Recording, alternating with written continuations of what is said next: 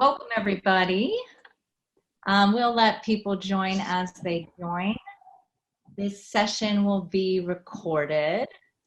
Thank you so much for joining us. I'm Daniela Topol from Rattlestick, and I'm so honored to be guiding us all through this hour. And we are doing this virtual salon series in partnership with Village Preservation. And it is a chance for us to talk about relevant issues that are impacting all of us. And because we are, a theater-making organization in partnership with Village Preservation, it's about the intersectionality between theater makers and experts. So if you can, please shut off your mic. If it isn't already muted, go ahead and please mute so that we don't get any feedback. Thank you. So here's how this will go. I'm going to introduce our two fabulous guests. We're going to hear this wonderful passage. They're going to talk about some really dynamic things, and then we'll save the last 15 minutes for some questions. And thank you for joining us. So I'm so honored that we have Andrew Berman and Zach Quinto with us. Andrew Berman has been the Executive Director of Village Preservation since 2002. And he's been named Vanity Fair's Hall of Fame to Vanity Fair's Hall of Fame in 2013, and one of the 100 most powerful people in real estate by the New York Observer. And we're so honored that you're sharing your thoughts and insights with us today. Zachary Quinto is an old personal friend of mine. We went to school together. He's a board member of Rattlestick.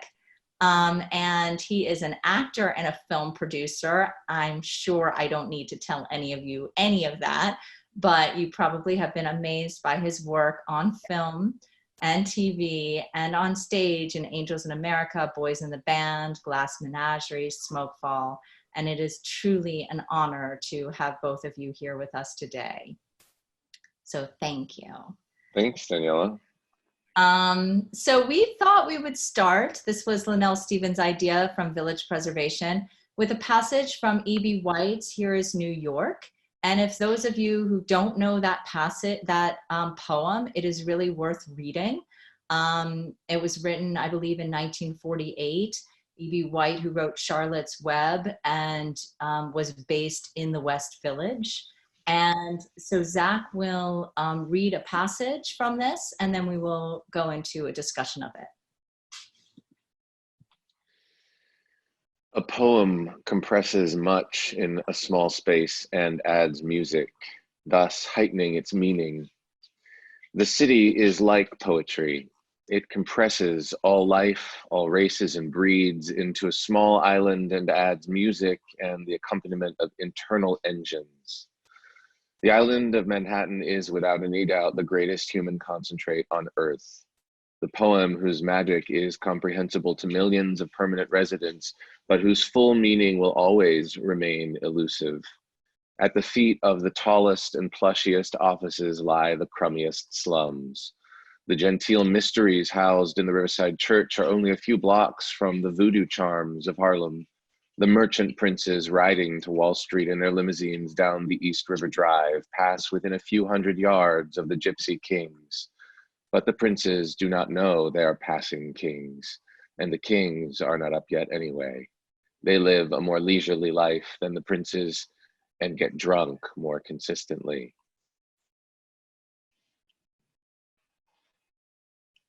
Thank you for reading that, Zach, and I would love to just use that as a jumping off point for both of you to respond to what resonates for you about that passage, what you're reflecting on in this moment about New York, and we'll just use that as a jumping off question.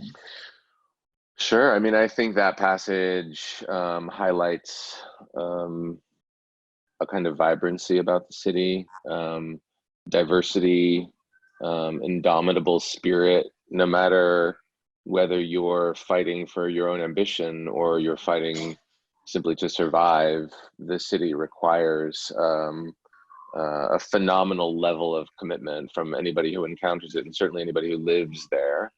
And I think that passage also highlights in many ways the disparity, which has only increased over the years since that's been written. And I think something that is painfully highlighted through this pandemic and the experience that New Yorkers are having now in the city. But I think also, it's easy to focus on the negativity. It's easy to focus on those things. And I think it's important to remember the unity that comes from a situation like this, and how New York is a beacon of that kind of unity and that kind of solidarity, as evidenced by the people, celebrating the essential workers and, the medical professionals who are on the front lines of this pandemic from their homes every day, and screaming and cheering and shouting. And, that kind of spirit, I think, is the heartbeat of New York. And I think it's the thing that will keep New York strong through the unknown of this crisis and on the other side. Great. And how does that passage resonate for you, Andrew? Well, I second everything that Zach said. I think the thing that it has most made me think about and highlighted is how New York is such an incredible concentration of different kinds of people, different kinds of lives, sort of all in one place. Long before the epidemic, walking around, I would think the city sort of reminds me of a Cubist painting, because you're seeing things from multiple perspectives at once, things that sort of shouldn't all be in your sight in one viewpoint are often there all together. As E.B. White points out, the sort of the wealthiest, the poorest, the least amongst us, those with, sort of the greatest of means. And I think what's going on right now really in some ways sort of highlights that. The fact that we're both also interconnected, but I feel like New York has always been a sort of very high risk, high reward sort of place to be. The fact that you're in such close proximity to so many people means that there's so much that you can gain from that, but there's also a very high risk connected to it as well. And I feel like both that passage and the epidemic has made me think about how New York works, and how the fact that we are so incredibly interconnected, both the opportunities that it creates, as well as the risks and the dangers that it creates, and how do we navigate both of those? How do we make the most of what that offers us, and at the same time do what we need to do to mitigate the dangers and the risks? Great. That makes that seems quite resonant, I think, and what you're talking about, both of you, has a really interesting overlap with one another. So I'd love to turn this question over to Zach at this moment and say, how is the pandemic impacting you and your work? I mean, this is a big deal, obviously, in terms of Broadway not performing in the upcoming months. How are you doing, and what are your reflections about what this means as an actor and a producer? And we'd love to hear some insights from you. Sure. I mean, it's definitely, it's been an incredibly unfathomable disruptor, of course, for everybody in their own ways. I think as it shakes out, I think the theater community and the industry of commercial theater and not-for-profit theater will be probably one of the most seriously affected outlets of creativity.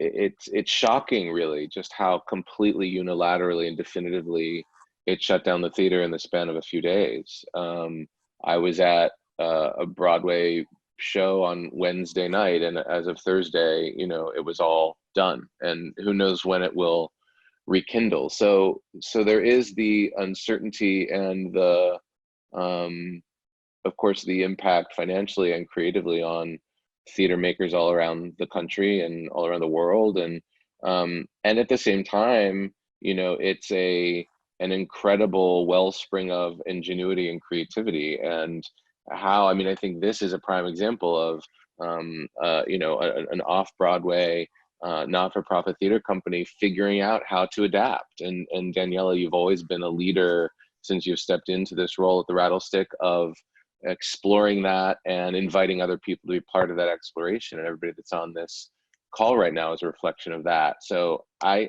take great comfort in that. It's an honor to be a part of this. And last week we did a benefit reading for Broadway Cares Equity Fights AIDS, which was all online. I mean, you know, we rehearsed a play from people on the other side of the country, people scattered all around New York and Connecticut. And, you know, we put this thing together and presented it, and it was really well received, and we were really supported in the effort. And I think we're going to see more of that.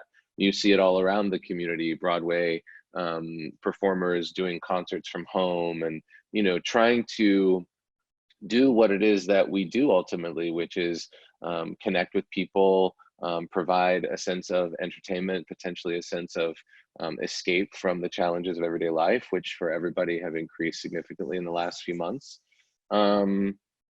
And, you know, personally, I feel grateful that I wasn't in a situation where, I mean, I know so many people who were in rehearsal for plays that were opening this season that are just indefinitely shut down, people in film productions who have to stop their work indefinitely and don't know when they're going to go back to continue telling the stories that they were fully immersed in creatively, and people who were preparing for jobs, who now don't know when they're going to start. I had just finished a job and was kind of enjoying some downtime and figuring out what I wanted to do next. And, you know, one of the aspects of my creative life is my production company, and I'm able to really still channel a lot of energy into that and develop projects and continue to work in a way. So I don't feel, aside from the fact that it's extended the duration of my hiatus from actually acting, which is challenging in its own right, I still feel grateful to have an outlet. And I know that's not true for everybody. So I don't take that for granted, and I've really been trying to sharpen my commitment to that and really stay on top of it and push things forward, because it's a gift that I'm able to. But I see it in the reflection of my friends and performers. And, you know, I think it's really important to identify the ways in which we can support our community at this time. That to me is hugely important, to figure out how we can lend visibility and attention to those people who are in need and who've been most drastically affected by this disruption. Thank you. That's really, really helpful. And Broadway Cares is one amazing outlet, actually. Absolutely. And they're a great umbrella organization because they funnel, you know, they have a COVID-19 emergency relief fund, which our reading was benefiting last week. And there are many other ways that people in the community are doing things to raise awareness and raise money. But then that organization then will disseminate funds to other places that need them. So it's a great umbrella to get underneath, I would say, if you're looking to support members of the arts community who are struggling at this time. Well, it's so appropriate that here's this entity that came out of a prior epidemic that struck our city, and particularly people in the theatrical community, and that it's, you know, now rising to the challenge of a new epidemic that we're facing. That's a great point. And Andrew, can you talk a little bit about how COVID-19 is impacting you, your work, village preservation? Yeah, you know, I think it's obviously incredibly challenging. It's really making us think about how do we connect with people outside of what are often the usual ways in which we do it. We typically hold programs like this in person, where there's a sort of face-to-face dialogue. Obviously, that's not possible, although this is a wonderful way of doing it. You know, it makes us think about how, when people are thinking about life or death issues, when people are thinking about, for some people, unfortunately, how are they going to pay their bills, whether or not there's going to be a next paycheck, you know, sort of where what we do fits into that. You know, and it's all important. Obviously, people have to focus on the things that are most pressing at the moment. But, you know, when this is all over, The environment in which we live is going to continue to be an incredibly important part of our lives. I think that after having quarantined ourselves for weeks or months or whatever it turns out to be, the joy that we take in being able to be outside and interacting with others and seeing the community beyond our four walls will be especially appreciated and particularly important. But I think this also highlights how, as the world is changing, it's easier and easier to connect virtually without having to be face-to-face. That's got its good sides and its bad sides, but it's just a reality that we can't deny. And I think long after we have to shelter in place, these are things that are going to be a big part of the way we connect with one another. And so in some ways, I try to see this as an opportunity where we're really pushing ourselves to utilize those to the maximum, because it's just going to be a part of the landscape of our life, no matter what happens with the virus. That is so true. And for those that aren't that familiar on this call with village preservation, and because you're constantly on the front line fighting the good fight, do you mind giving us a little bit of a sense of what that good fight is that you're fighting? Sure. Yeah, we've been around since 1980 as a membership organization that works to document, celebrate, and preserve the special architectural and cultural heritage of Greenwich Village, the East Village, and NoHo. And so that means everything from fighting to saving buildings to conducting lectures and tours and panel discussions about the great history and architecture of our neighborhoods, educating kids, educating adults.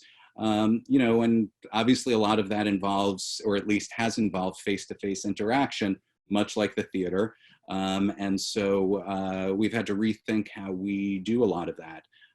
But like everybody, we're adjusting, and we're just trying to make the best of what is clearly a very challenging situation that a few weeks ago nobody would have envisioned. I mean, I just can't help, when preservation feels so critical actually right now, as I had to go to Rattlestick and pick up the mail a few days ago and walked past all of these closed restaurants and bars and buildings and felt really achy. Just, how will the businesses do? What will remain? What will be the next chapter? How will we reemerge? And so this idea of holding on to the past and preserving and not letting that go feels so critical to really think about. And maybe that's the jumping off point of going, this isn't the first time there's been an epidemic that has hit New York, Manhattan, and let's take a bit of time to just give a context for what New York has lived through. And Andrew, I'm hoping that you can just sort of guide us through this to help shape where we're standing and what we've stood through before. Sure. Yeah, I mean, unfortunately, if you look back historically, epidemics are actually quite common in the history of New York. And they've been particularly impactful in terms of the history of neighborhoods like Greenwich Village.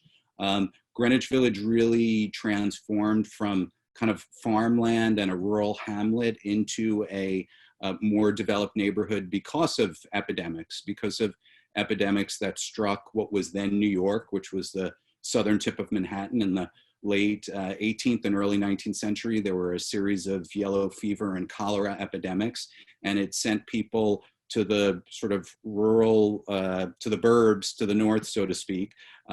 Bank Street is called Bank Street because all of the banks that were located on Wall Street were quarantined, and they had to open up new offices to the north of the city on Bank Street. Commerce Street is called Commerce Street, some say. It's a little unclear, but partly because of all of the businesses that relocated in the early 19th century rather, to Greenwich Village from lower Manhattan. So it's really shaped our existence, and not just in the early 19th century. The tuberculosis and flu epidemics in the 20th century shaped profoundly the way that we think about housing. People in New York City used to live on top of one another much, much more than we do today. You know, we all sort of, you know, kind of complain about how little space you get in New York compared to everywhere else. But of course, 100 or more years ago, it was not uncommon to have an extended family of 20 or more living in a 3-room apartment, sleeping in shifts. And so there were some very profound changes made, not just here, but throughout the city, to the way in which people lived, partly in response to these epidemics, where that closeness, here again, the downside of the closeness that we share, manifested itself, and it became clear that we had to do something to keep people safer and give people a healthier distance from one another. So all of that is super interesting, and I feel like I won't look at Bank Street the same, actually, knowing that. And let's talk about the AIDS epidemic and how critical that epidemic was in shaping Manhattan and in the theater that was created through that epidemic and because of it. And, you know, Zach, you were in Angels in America. You have a lot of theater friends and colleagues. I'd sort of love to hear both of your perspectives on that question about if we're to try to make sense of something right now, which is hard to make sense of while we're in the middle of it, how can we try to look at the AIDS epidemic as something to inspire that? And hold on, you are muted. I don't know why you are muted. We will deal with that. I don't know why you are muted. I can jump in a little bit while you're working on that. If everybody can hear me? Yep. Okay, great. Yeah, I mean, Angels in America, of course, is probably the ultimate play about AIDS and its impact. And, you know, certainly the theatrical community, along with the other parts of the artistic community, were on the front lines of the response to the AIDS epidemic, which was probably the last really big epidemic to hit our city. You know, it had a disproportionate impact in neighborhoods like Greenwich Village and the East Village and Chelsea and the Lower East Side and Hell's Kitchen. You know, and right from the start with things like The Normal Heart and As Is, you saw playwrights addressing what this meant, you know, in terms of community, in terms of love, in terms of interconnection.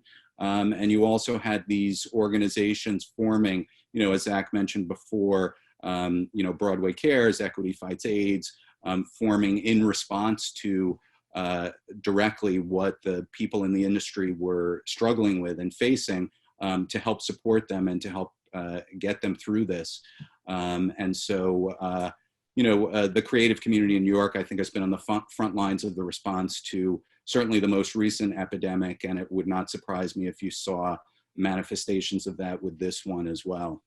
I think the difference in many ways too is, you know, the way the AIDS epidemic affected the creative communities specifically, almost in a targeted way, right? That so many gay men who found their vocations in the arts and in creativity in one way or another were decimated. You know, a whole generation of creative contributions were really ultimately eradicated. And so there was this, there was a specificity to the AIDS epidemic that I think this pandemic lacks, just because it's so universal.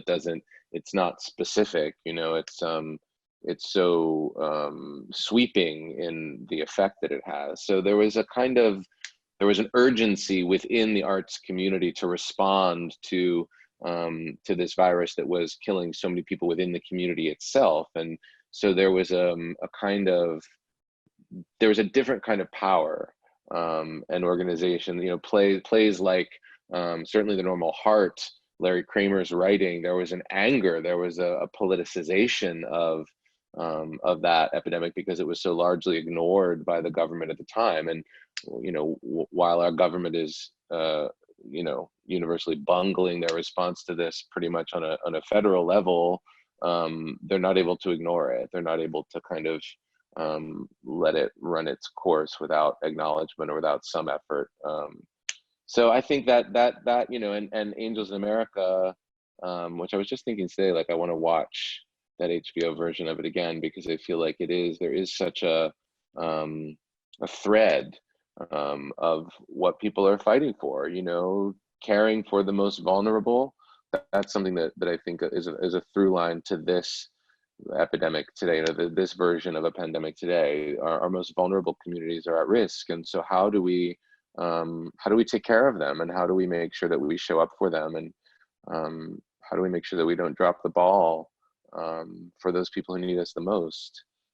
That's the thing that I think is really echoing from every pandemic that's preceded this one. Yeah. How Yeah, do we take care?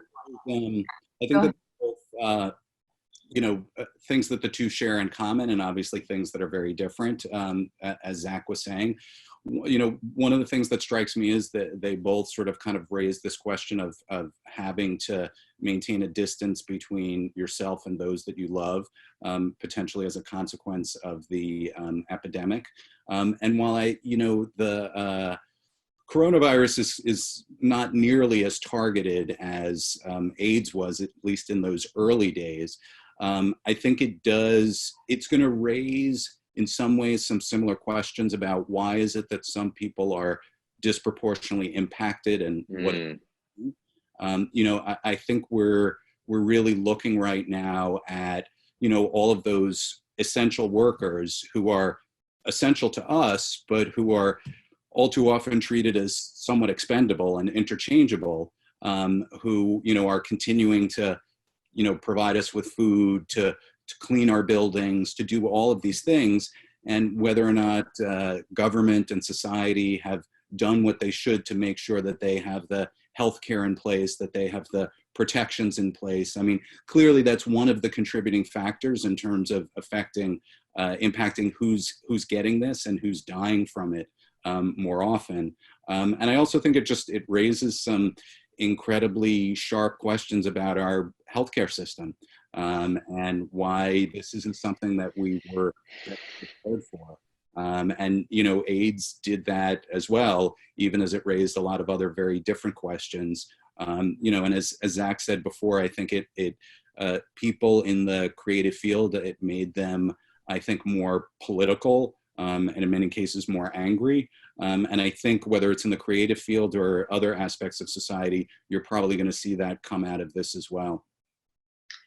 It's almost 10 years since St. Vincent's Hospital was closed. And I'm, curious about both of your reflections in this moment, really, about the closing of the hospital, and we're, putting beds in Central Park, and just what resonates for you about this moment.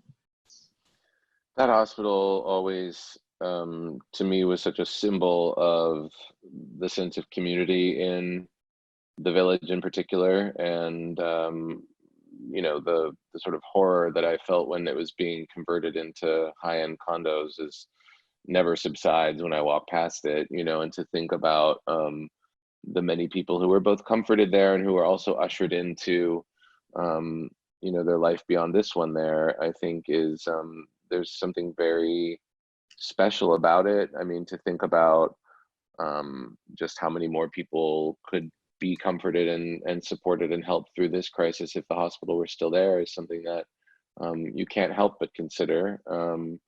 At the same time, there are so many institutions around the city and fixtures of neighborhoods and meeting places, gathering places that don't exist, that have become, that have been gentrified out of existence, and that is I think an irrevocable byproduct of our hunger as human beings. It's the same thing that drives us toward creating more and building more and having more and experiencing more, right?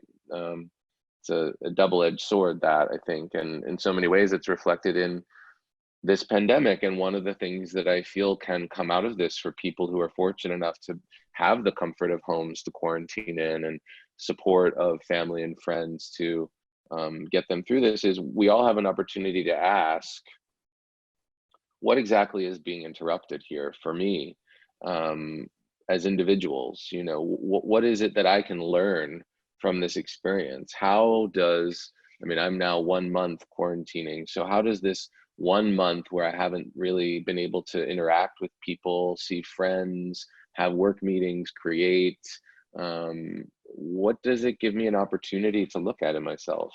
How can I deepen a connection to a simpler, slower way of life that may benefit me when I'm able to emerge from this time?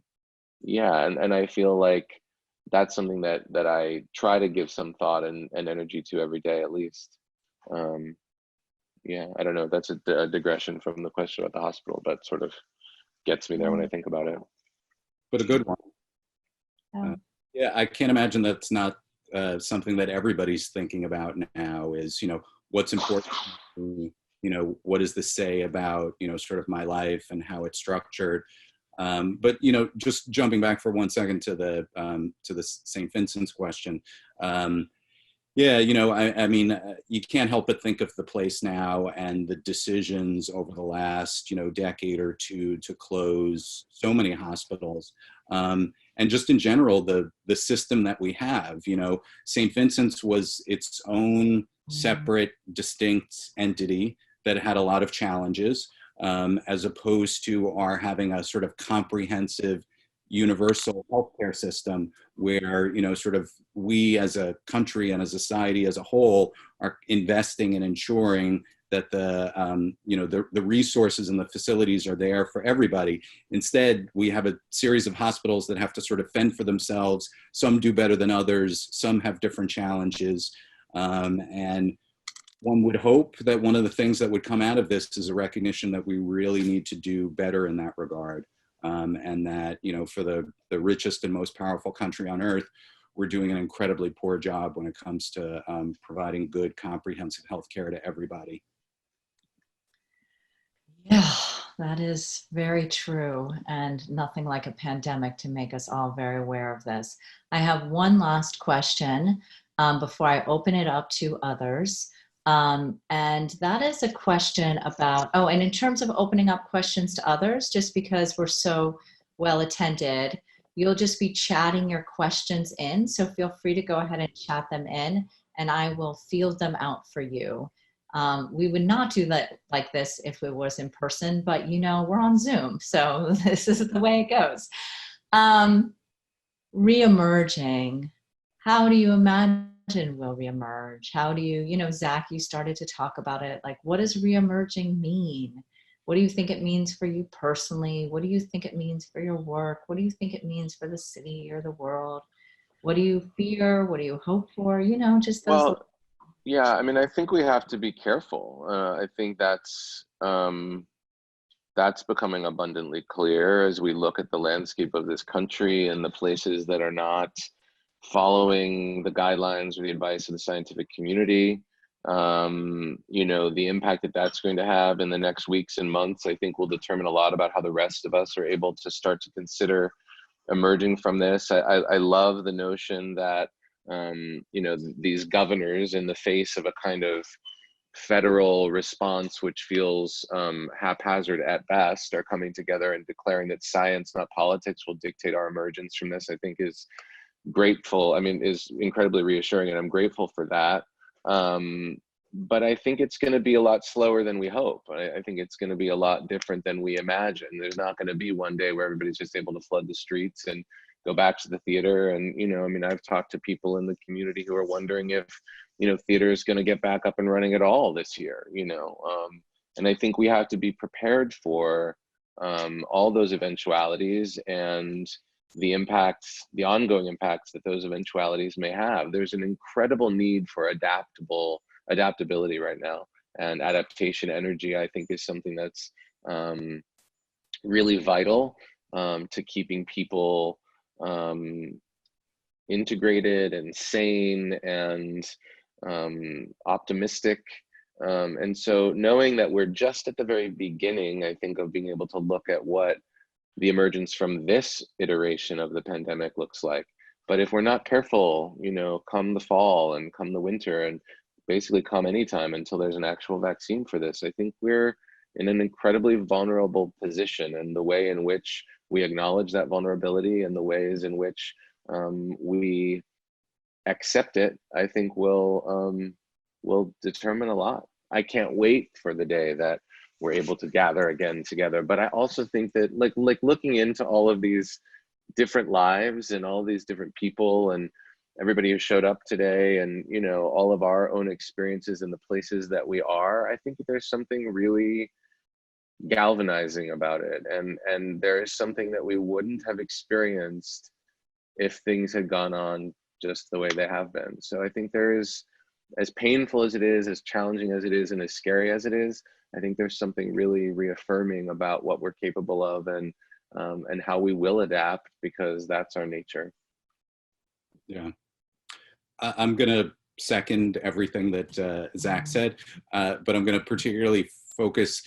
Zach, you used the word vulnerability, and I think that you know, that's definitely one thing that I've been thinking about in terms of what this exposes, that there is a vulnerability in our society and in our world now that the world is ever more interconnected, that things like this can happen and spread across the globe incredibly quickly. And I think much like with 9/11, once we realized that it was possible for somebody to, you know, hijack a plane and fly it into buildings, and ever since then we've had these very, very different things in place to try to prevent that from happening again. You know, whatever we think of those things, they're now a part of our lives. My guess is we're going to see that happen with this as well, that there's going to be a recognition that something like this could happen again, even after we conquer COVID-19, which hopefully will be in the not too distant future. And my guess is there's going to be some different thinking about how we handle our physical interactions and communal spaces. You know, I think the impact is going to be pretty profound. I think that things like this are going to be more common, you know, even after the epidemic is over, this meaning these kinds of virtual conversations. And I think particularly for a place like New York and our neighborhoods that thrive on this sort of close proximity, it's going to create some new challenges, but also some opportunities. And ultimately, the desire for us to connect with one another is what's going to guide what we do. It may just take some very different forms than we've been used to and taken for granted for a long time. That's probably a great segue to one individual's question, which is, you both spoke extensively about the idea of space. For LGBTQ folks whose identity is not necessarily grounded in a physical location, how do you feel COVID-19 has impacted the community's sense of space and home? That's an interesting. Yeah, will you ask that question again? Actually, I was also looking at this. Okay, sorry, will you ask the question again? Sorry, we just threw something out, Zach, to read something else from here as New York. He's good, so we want to end with that as well, just so that we're on the. I was trying to like gracefully cue it up, but not so successful. But go ahead, ask that again. Thank you. Let's be transparent about all of this. So you both spoke extensively about the idea of space. For LGBTQ folks whose identity is not necessarily grounded in a physical location, how do you feel COVID-19 has impacted the community's sense of space and home? I don't know that I don't know. Is it not grounded in space? I feel like, you know, the LGBT Center and Julius and, you know, places that the members of the LGBTQ community congregate and socialize and find reflection and comfort in unity, I think do still exist. Maybe not as much in the technological age as they did 25, 30, 50 years ago, but I think there is still, I think everybody has lost accessibility to space. And I don't know, I mean, I think we all define ourselves by the spaces that we occupy and inhabit and where we go and how we move through the world. And so I think that all of us have been confronted by the restriction of that flexibility and that movement, and how do we survive and thrive in you know, the same space for weeks and months at a time. Everybody's had to answer that question. I think technology has been an incredible tool that people have utilized for both personal, creative, and professional gains during this time. You know, the fact that we're able to interface this way, that we can have meetings, that we can, you know, put apps on our phone that allow us to meet with friends and socialize and play games. And, you know, there's no end to the way that technology has benefited humanity during this time. Seeing what other people are going through, you know, the dissemination of the experiences from people all around the world during this pandemic. I think all of that, it's created a new space, a virtual space. And we've all inhabited it in one way or another, I think, with a lot of enthusiasm and a lot of openness. And again, adaptability, which I think is the key through all of this. Yeah, I'll just add to that by saying that, you know, I think the trend that we've seen over the last, you know, 10 or 20 years for the LGBT community, as for everybody else, which is sort of doing things more sort of in the virtual world and online, whether it's meeting or community, whatever else. I think you're going to see that, my guess is you're going to see that trend continue. But I also think that the things that you can only experience in person are going to become that much more valuable. So if I had to make a hopeful prediction, my hopeful prediction is that, you know, we would see sort of nightlife in New York maybe reemerge. The last 10 or 20 years has not been, you know, the best period for New York nightlife. It seems so long ago, but I used to go out and dance a lot. And that's not something you can really enjoy in the same way unless it's with other people. So maybe that's something we'll see come out at the other end of this. That I mean, if you consider the, you know, what happened after the Spanish flu pandemic, you know, was the Roaring '20s, you know, and there is that idea of like, whenever this is actually behind us, and nobody really can tell at this point when that'll be, I do feel like there will be an emergence of connectivity and, you know, in the ways that social media have dulled our desire, our need for actual human connection. It feels like this restriction and this period of quarantine and isolation is certainly building it back up and percolating that need to say like, oh, I just want to hug somebody. I just want to sit across from someone at dinner. I just want to take a walk hand in hand with someone in the park. You know, that really hopefully will reemerge with a kind of vitality that maybe we haven't seen in a few years, because everybody's just, you know, here on like, who can I meet and where can we connect on our phones. Yeah. So we look forward to a big dance party with all of you. Yeah, for sure.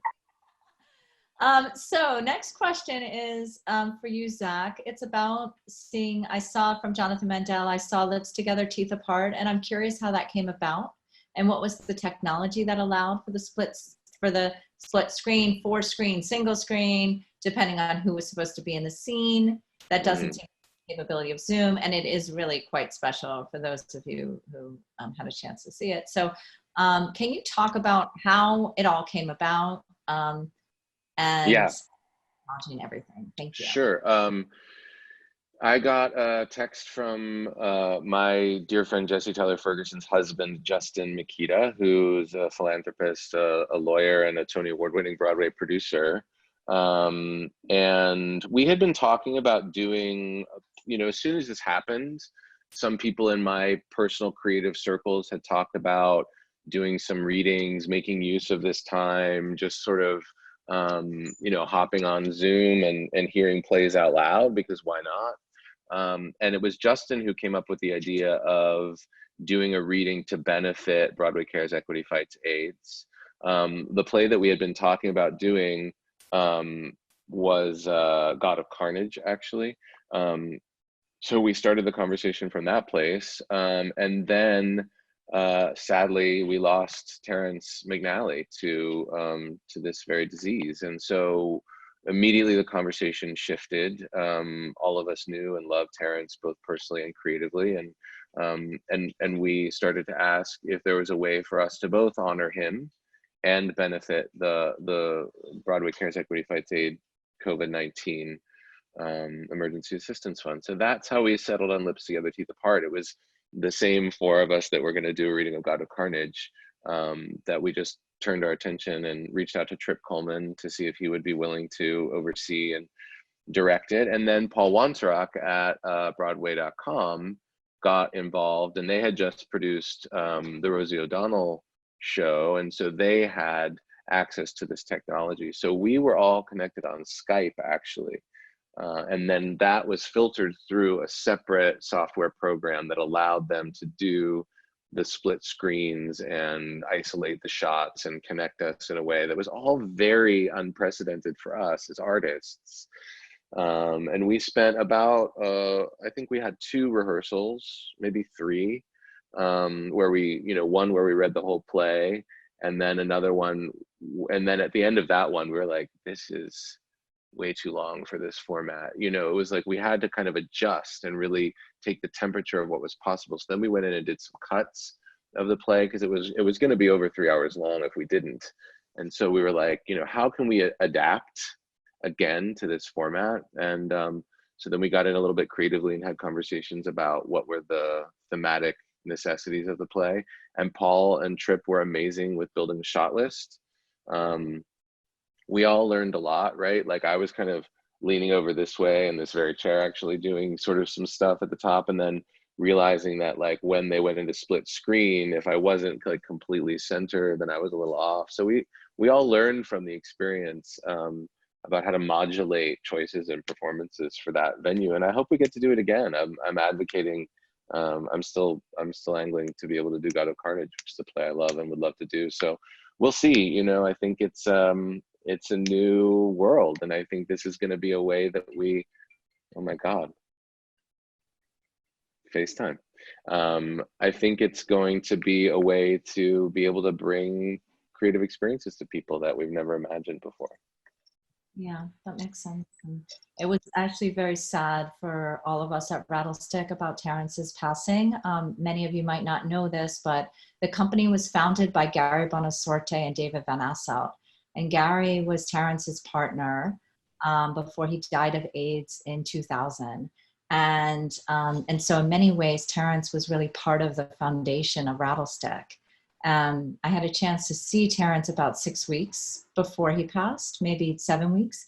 And he had given me some writing of Gary's that he was in the middle of writing before he passed.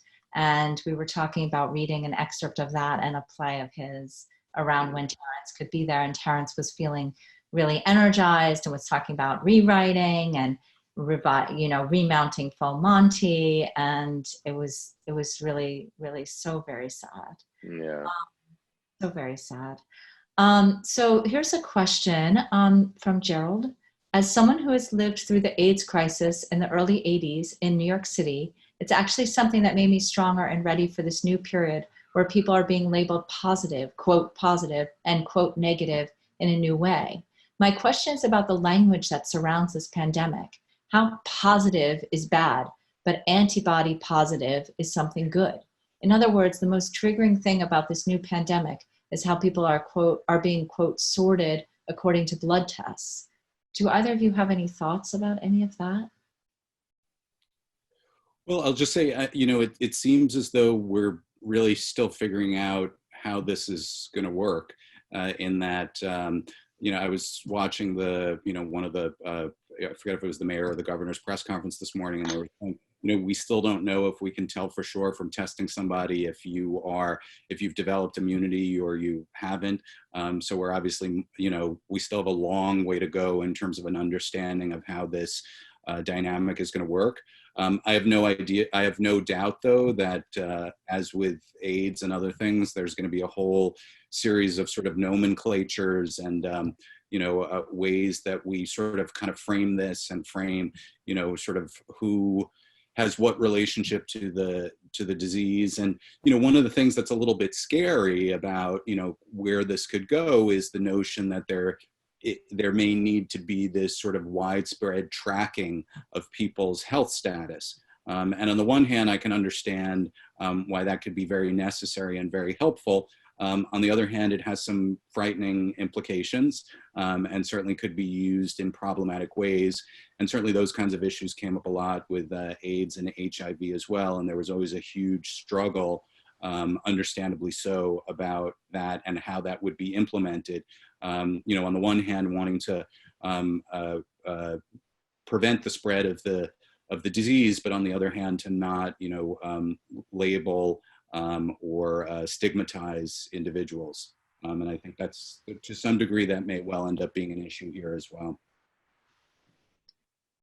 Given that Queens has the, oh, sorry, Zach, do you want to comment on that? No, I mean, I echo everything that Andrew said. I feel like, the language that, I feel like the potential for emblazoning xenophobic sentiments, through this is something that we need to guard against, right? And that the language that was targeted against the gay community during the AIDS epidemic is certainly, we're seeing echoes of that being targeted toward the Asian communities. And I just think, as this all continues to unfold, whether it's language of positive or negative or antibodies or virus or where it came from, or, it's like those rigid and narrow ways of seeing things prevent us from recognizing and identifying that this is something that brings us all together, that it's a great equalizer in so many ways all around the world. And I think we need to be encouraging one another to look at things from that perspective rather than from an individualized perspective on any level when it comes to language and how we're talking about it and how we're talking to and about one another. Great, thank you. So given that Queens has the highest number of COVID cases and the lowest number of hospitals, how can Manhattan and its residents better support the people in the borough? Any thoughts about that? That is a great question. I wish I had an easy answer to it. I know I've been seeing a lot of good stuff about how people can support, for instance, food banks, for people who do have medical skills, who are, let's say, retired and are willing to volunteer.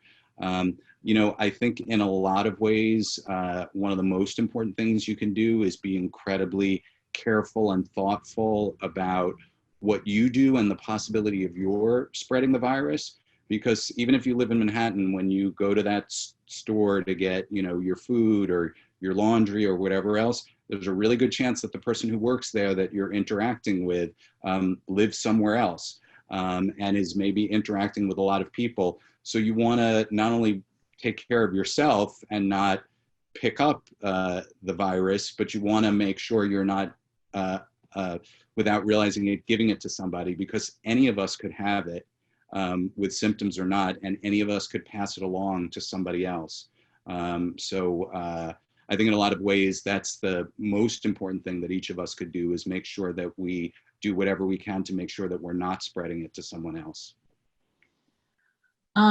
There have been a number of questions. I'm just kind of wrap them all in one, even though that's not quite fair, but it's a lot of questions about the creative process changing. Will the crisis push us to nationalize arts like the UK? How really do you imagine theater adapting? What are new models of adaptation that you dream of or think of? It might be a little premature to answer this as it's still in the early stages, but really I think there's a lot of questions about, in this moment of quiet, in what way has this been more inspiring to your creative process? Do you have any thoughts about any of these things? I mean, I think we're seeing kind of the infusion of technology in the creative process right now. I think that's the stage of this that we're at, is the scramble to figure out how we can stay creative and continue to have creative experiences, creative conversations, and creative expression. That to me feels like it will give way to something else down the line. And when we come back, is it, are theaters going to have to sell fewer tickets so that people can sit 3 seats apart from one another? I don't know. I mean, these are all things that we're going to have to address at some point when we consider gatherings of people, in larger groups. I seriously doubt, certainly anytime under this current administration, that it's going to lead to any kind of nationalization of the arts. But who knows where that'll go in the future, and hopefully with a different administration. I don't know. I mean, I think it's more going to be from the community itself that we see changes and evolution and inspiring decisions and choices that we probably can't yet even conceive of until we're able to really consider what's the fallout, what's the long-term impact, and how can we best integrate that to make sure that people are still able to experience the vital art form that is theater around the city and around the country and around the world. Yeah, I was thinking about this a lot because we just finished streaming Siblings play. So we had 7 performances in our theater, and then the last 2.5 weeks were essentially at home viewing. And there was something amazing about people around the world being able to see the piece, and people who wouldn't necessarily have access, who have jobs and or the just their schedules or their physical needs or their auditory needs. And so it made me dream of a time post-COVID where we can gather in a theater and share the work live, because there's nothing that would replace that, simultaneously with being able to share the work at home for those that need that experience, and that we could actually create something that is more exclusive and more expansive instead of being so compartmentalized about what permissions we need in order to experience work. That was one thing that I've been dreaming a lot about.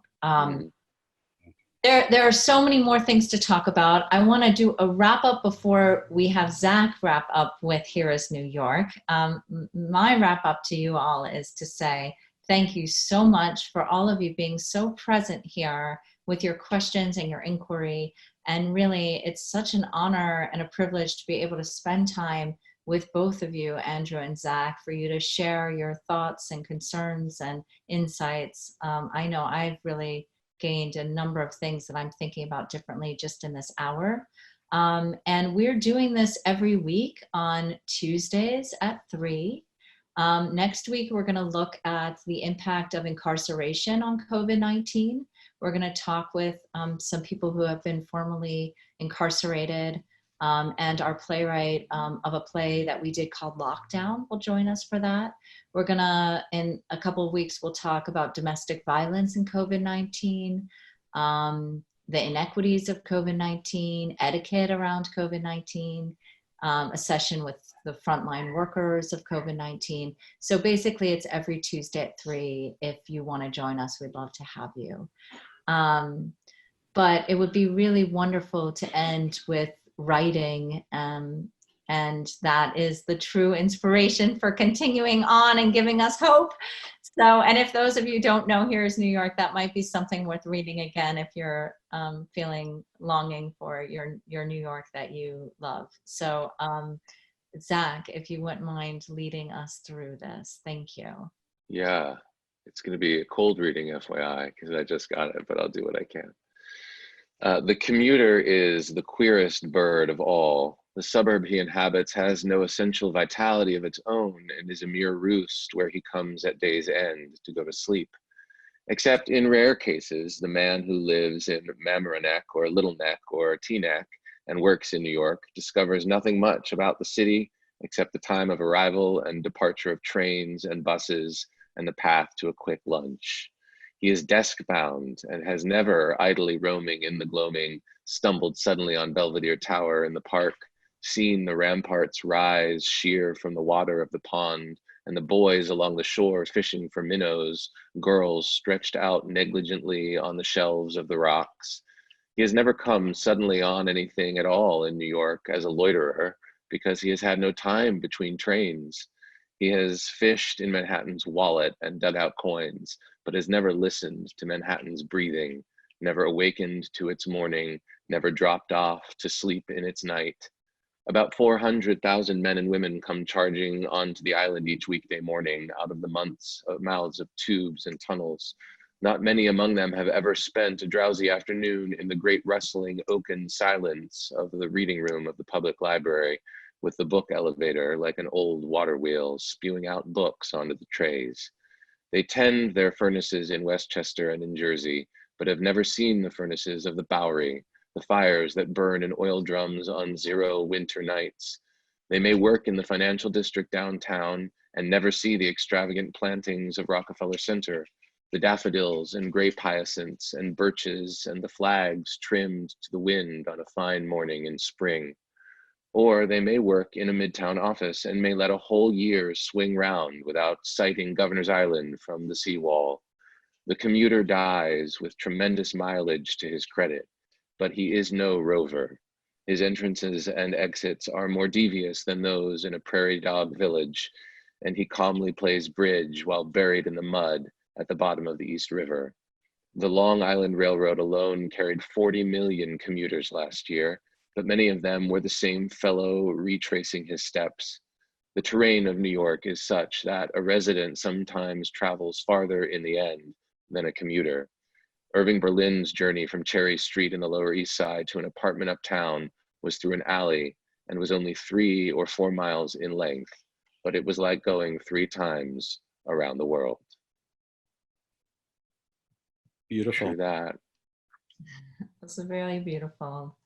Thank you all very much for joining us, and we look forward to seeing you again. And many, many thanks, Zach and Andrew. Thank you. Thanks, everybody. Have a great day. Stay safe. Take care, all. Bye.